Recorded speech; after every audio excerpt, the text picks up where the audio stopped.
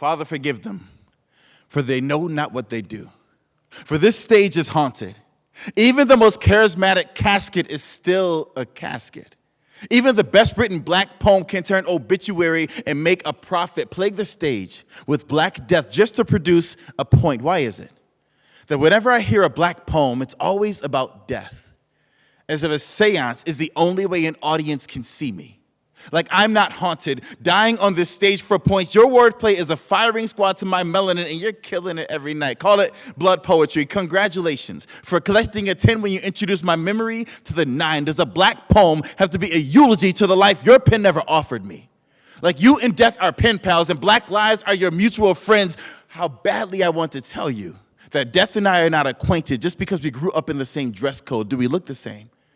Because you share the same hoodie.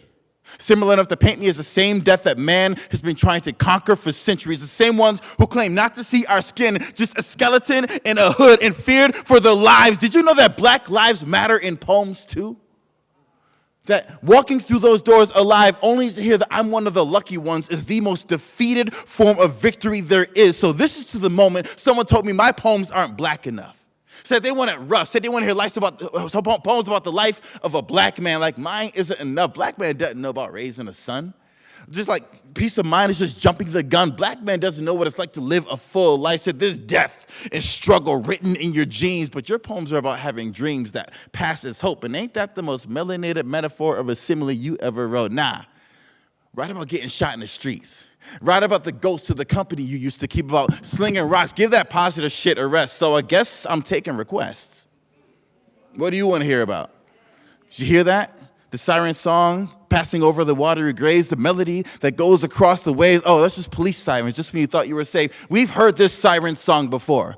But this is what poetry sounds like on the rocks. We know that all poems must come to an end.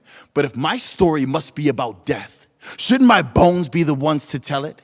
If there's any life to my story, shouldn't it come from my heart? Shouldn't my history flow from the blood my ancestors breathed into my lungs and delivered to those who have never heard the rhythm of my heartbeat? The rhythm that gives you courage to breathe, the courage to dissociate this rhythm with the blues that remind you that poetry is a reflection of our truths. So write what comes naturally. I found out in nature that a creature has to evolve in order to survive its own poetry. So survival is evolution in our art. It's Leroy catching a white man's bullet with his teeth. It's the visceral thick skin of Luke Cage deflecting bullets from the Harlem Heat. It's T'Challa realizing he can't do it alone without the Dora Milaje. Evolution is realizing we are not alone, are we? Bring black bodies back to life in your words, your music, in your art, in your heart. Do not write poems about me.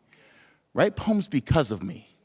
A black boy living and breathing boldly in this space, not as an exception, but an example of when you decide not to make a martyr out of the melanin we embrace. And I embrace that it might prevent you from making a killing.